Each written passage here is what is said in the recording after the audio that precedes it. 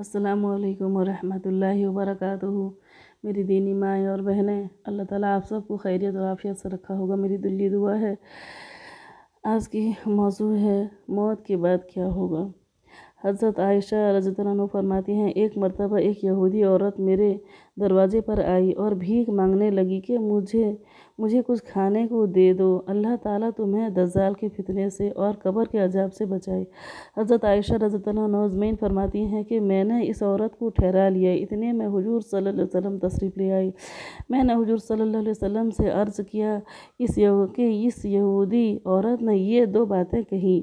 हुजूर सल्लल्लाहु अलैहि वसल्लम ने इरशाद फरमाया कि दज्जाल का फितना ऐसा है कि कोई नबी पहले अंबिया में से ऐसे नहीं गुजरे जिन्होंने अपनी उम्मत को इसके फितने से न डराया हो।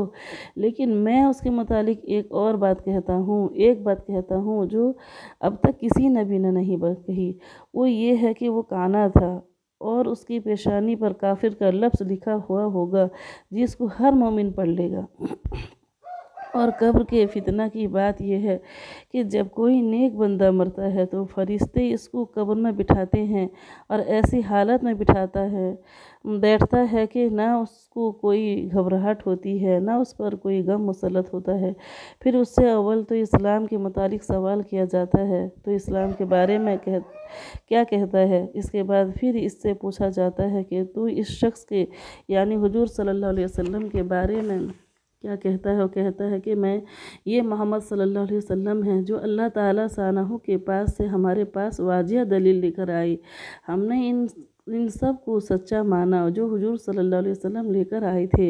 इसके बाद उसको अव्वल दोजख का मकाम दिखाया जाता है, जहाँ वो देखता है कि आदमी एक दूसरे पर टूटे पड़े हैं। फिर उसे कहा जाता है, इस जगह को देख, हक़ ताला सानहू ने तुझे इस आफत से निजात अता फरमाई।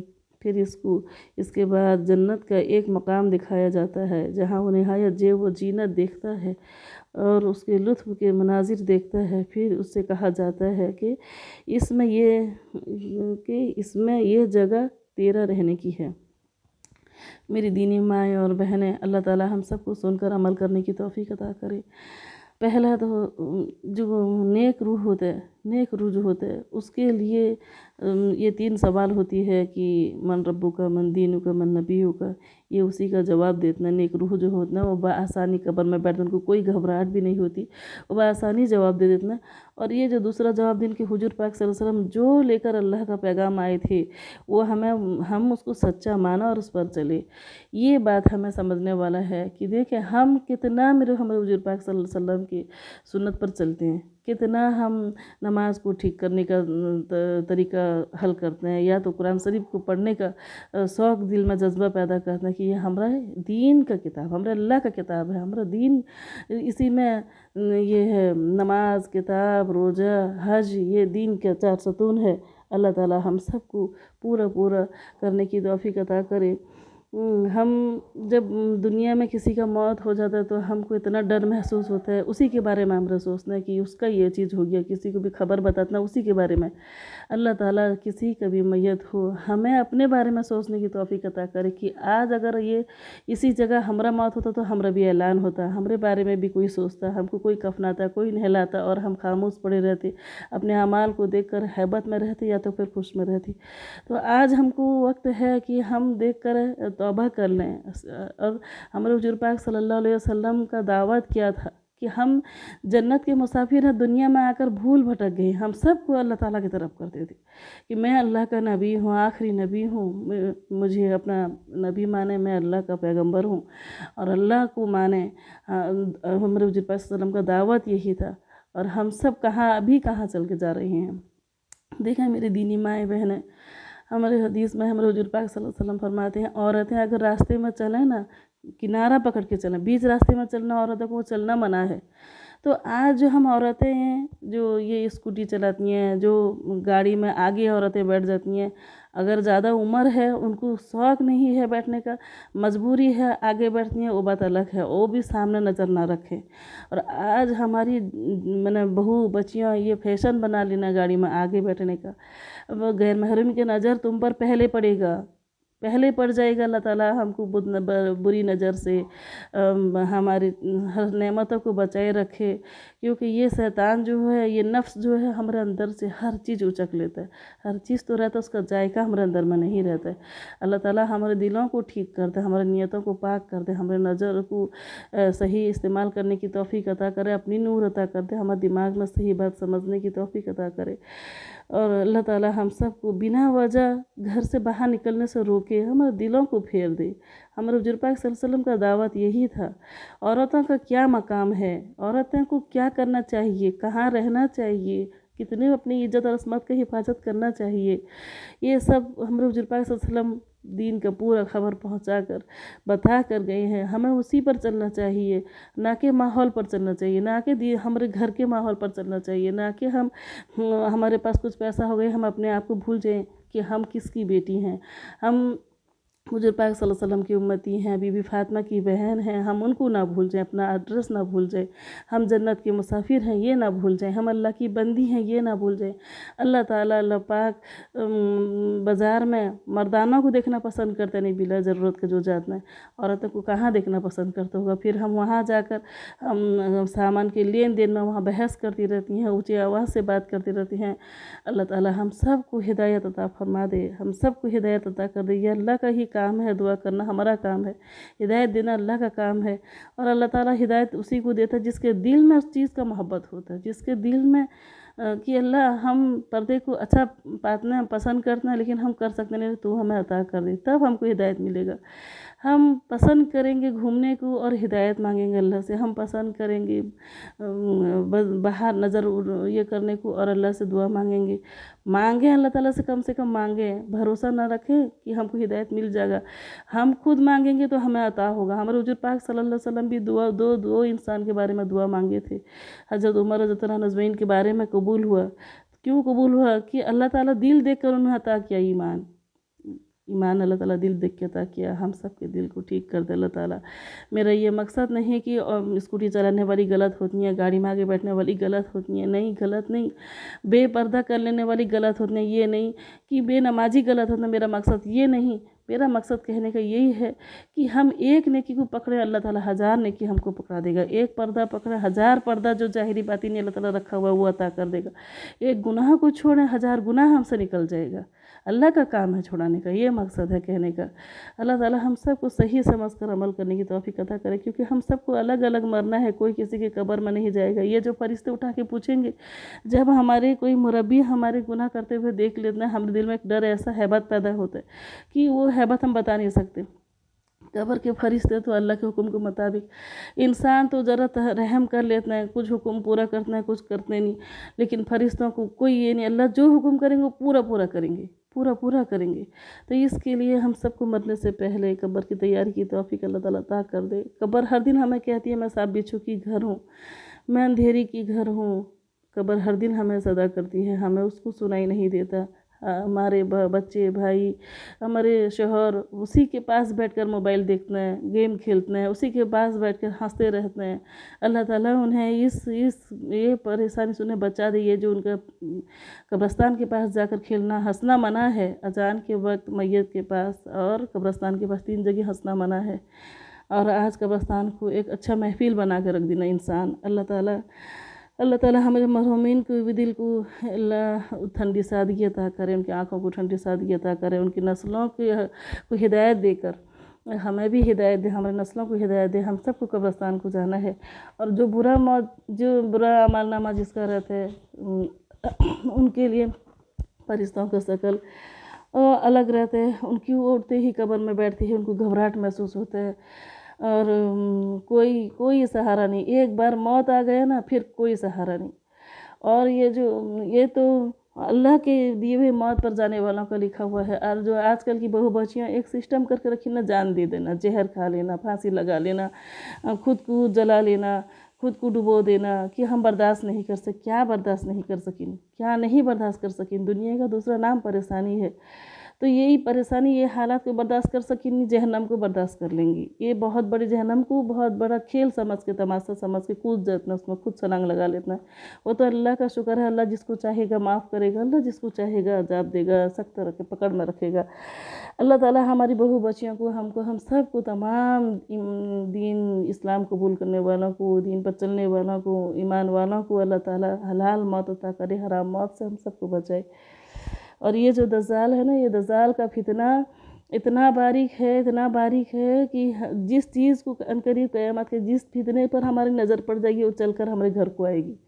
اسی لیے ہمارے حضور پاک صلی اللہ علیہ وسلم کا کہنا ہے کہ باہر نہ نکلے، باہر نہ نکلے۔ اور آج کوئی میلہ دیکھ لیں تو عورتیں کا بھیڑ، کوئی بازار میں دیکھیں تو زیادہ عورتیں، کوئی محفل دیکھ لیں تو وہاں زیادہ عورتیں۔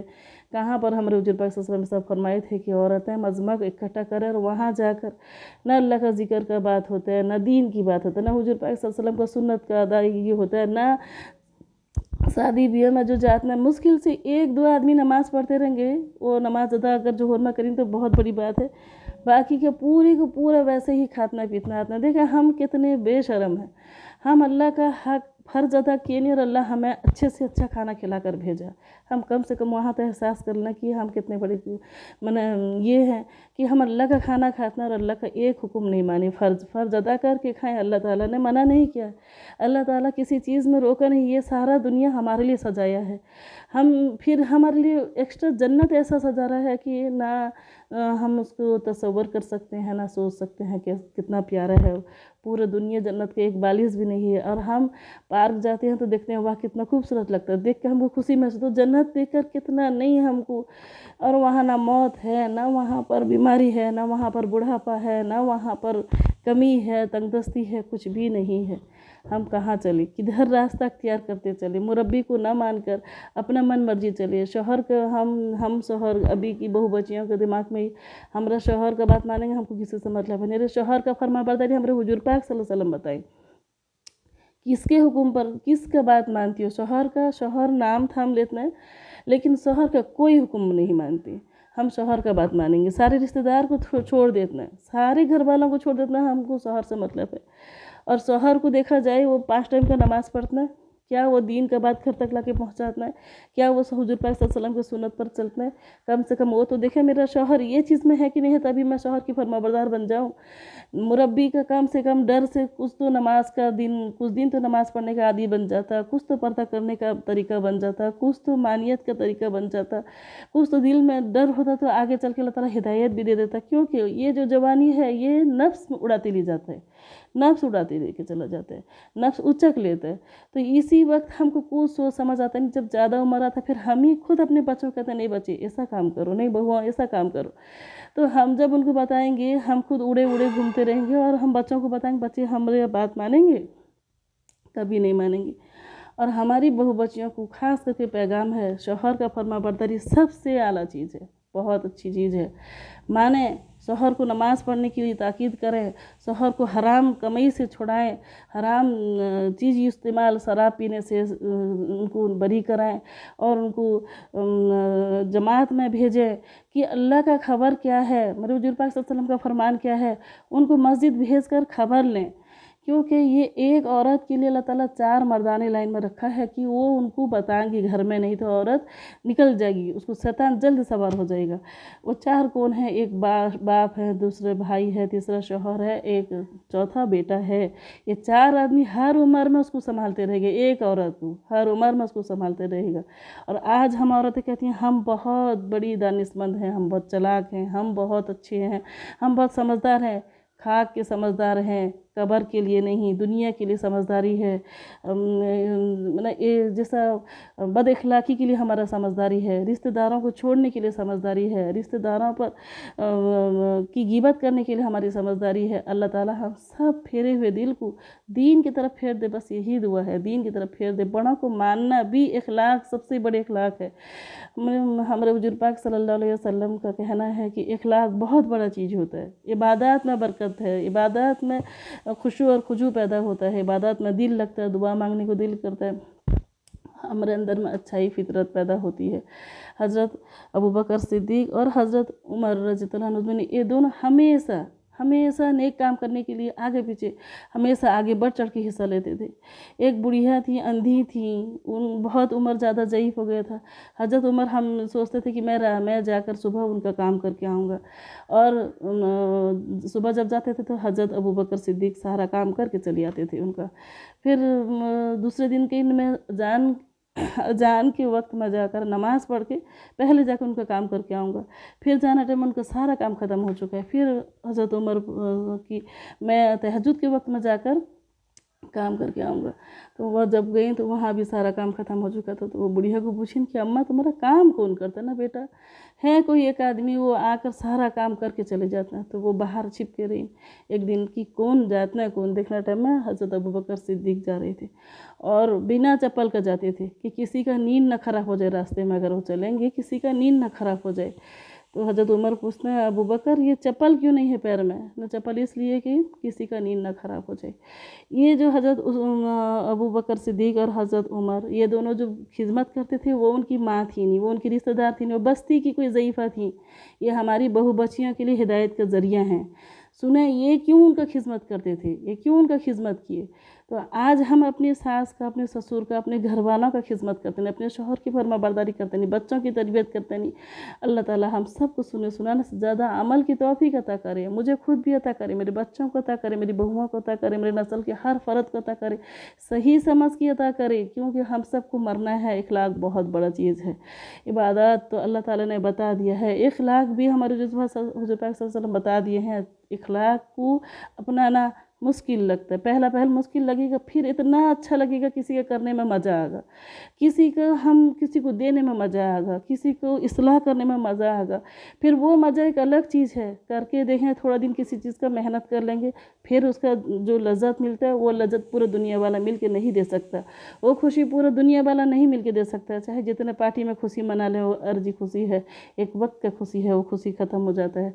अल्लाह ताला हम सबको सही समझ कर अमल की तौफीक अता करे। हमारी बहू बच्चियाँ माएँ सब के अंदर में इखलाक पैदा करे, हमें एक दूसरे की कदर करने की तौफीक अता करे। हम जो एक दूसरे के पड़ोस हैं, एक दूसरे के माँ, जैसे हम माँ हैं, बच्चे हैं, बहू हैं, बेटे हैं, ये सारे अल्लाह के दिए हुए नेमत है। अगर ये सारे हमको छोड़ के भाग जाते हैं, हम तन्हा हो जाते हैं। अगर पूरा पड़ोसी घर छोड़ के चला जाए, हम अकेले हो जाएंगे, फिर पड़ोसी खोजी होते रहेंगे। जब पड़ोसी करीब रहते हैं, हम उनको कदर करते नहीं, झगड़ा लड़ाई करते रहते हैं। उसी तरीके से घर के फैमिली में से अगर घर वाले भाग जाए तो हम तन्हा हो जाएंगे। इसके लिए अल्लाह ताला हम सबको बिछड़ने से पहले मिलने की तौफीक अता करे। हम सबको एक दूसरे से जुदा होने से पहले एक दूसरे का कदर करने की तौफीक अता करे। और हम पहले ये देखें कि हम सब मुसलमान हैं, अल्लाह के लिए एक दूसरे को माफ़ करें, अल्लाह के लिए एक दूसरे के अंदर में सलाहियत ही पैदा करें। अल्लाह ताला हम सबको सुनाने से ज़्यादा अमल की तौफीक अता करे। अस्सलामु अलैकुम वरहमतुल्लाहि वबरकातुहू।